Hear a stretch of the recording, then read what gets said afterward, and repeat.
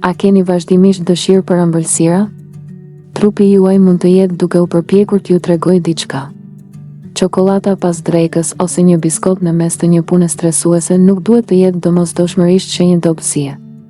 Dëshirat për ëmbëlsira mund të kenë shkaqe të ndryshme, nga uria dhe mungesa e gjumit deri te stresi dhe zakonet e fituara. Edhe pse ndonjëherë duket sikur trupi ka nevojë urgjente për një copë tortë, trupi rrallë dërgon kërkesa kaq të sakta. Dëshirat për ëmbëlsira mund të lidhen me urinë, mungesën e gjumit ose stresin, por edhe me faktin e thjeshtë se ushqimet të tilla janë të shijshme dhe lehtësisht të arritshme. Qelësi nuk qëndron te ndalimet e rrepta, por te njohja e kohës, rrethanave dhe ndjenjave që shoqërojnë këtë dëshirë. Dallimi midis urisë dhe dëshirës. Uria dhe dëshira për një ushqim specifik nuk janë e njëjta gjë. Kur jemi të uritur, mund të kënaqemi me një shumëllojshmëri ushqimesh, ndërsa kur kemi dëshirë për diçka, duam një shije specifike, siç është çokolata ose akulloria. Dëshirat të tilla janë të zakonshme dhe lindin si një kombinim i nevojave fizike, emocioneve, mjedisit dhe zakoneve të mësuara. Vetëm pamja e një ëmbëlsire ose aroma e një fure buke mund të shkaktojë një dëshirë, edhe kur trupit nuk i mungon energjia. Ja 5 nga shkaqet më të zakonshme të dëshirës për ëmbëlsira.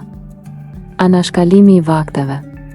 Nëse anashkaloni vaktet ose hani shumë pak gjatë ditës, uria shpesh bëhet më e theksuar në mbrëmje. Hulumtimet mbi zakonet e të ngrënit tregojnë se zvogëlimi i numrit të vakteve rrit urinë tek disa njerëz. Në një situatë të tillë, trupi nuk kërkon sheqer për shkak të mungesës së një lënde ushqyese të caktuar, por thjesht kërkon një burim ushqimi të shpejtë dhe të pasur me energji. Përpara se të konsumoni një biskot, është e dobishme të kontrolloni nëse keni ngrënë një vakt të plotë atë ditë. Mungesa e gjumit.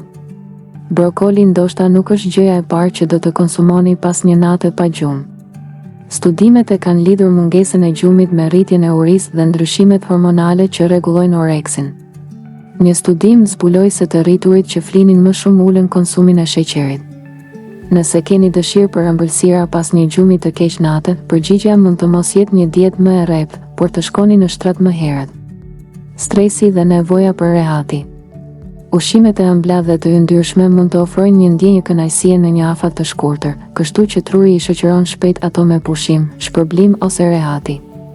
Hulumtimet konfirmojnë se tensioni dhe stresi i përditshëm shoqërohen me një dëshirë më të fortë për ushqime shumë të shijshme. Megjithatë, jo të gjithë reagojnë ndaj stresit në të njëjtën mënyrë, pasi ai mund të ulë edhe oreksin për disa njerëz. Është e rëndësishme të pyesni veten, a jam i uritur apo dua vetëm të ndryshoj humorin tim për 5 minuta? Ndonjëherë përgjigjja do të jetë çokolata, por në situata të tjera, një shëtitje e shkurtër, një bisedë ose një pushim nga ekrani mund të jetë më i dobishëm. Efekti i frutave të ndaluara. Sa më shumë që e perceptojmë një ushqim si të ndaluar, aq më shumë hapësirë mund të zërë në mendimet tona. Shmangia afat shkurtër e ushqimeve të caktuara mund të rrisë dëshirën për to kur fillojmë ta konsiderojmë çdo copë çokolate si një shkelje. Shpesh është e vështirë të ndalemi vetëm në një. Është më e dobishme të hash ëmbëlsirë me vetdije, pa shpërqendrime si të shikosh telefonin, por edhe pa ndjerë sikur duhet ta ndëshkosh ose ta kufizosh veten më tej të nesërmen. Zakon i fituar. Nëse hani diçka të ëmbël çdo natë me serialin tuaj të preferuar, me kalimin e kohës edhe muzika hapse mund të shkaktojë dëshirën për ëmbëlsirë.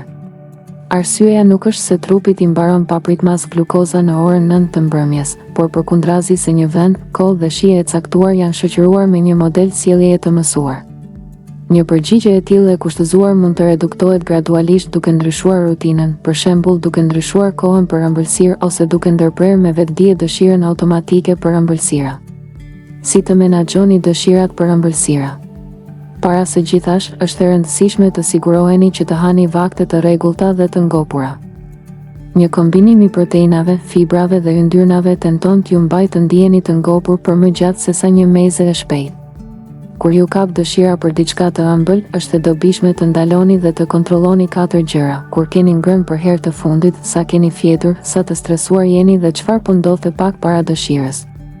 Edhe disa ditë monitorimi të tillë mund të zbulojnë një model të parashikueshëm. Në të njëjtën kohë, ëmbëlsira nuk ka pse të zhduket nga dieta.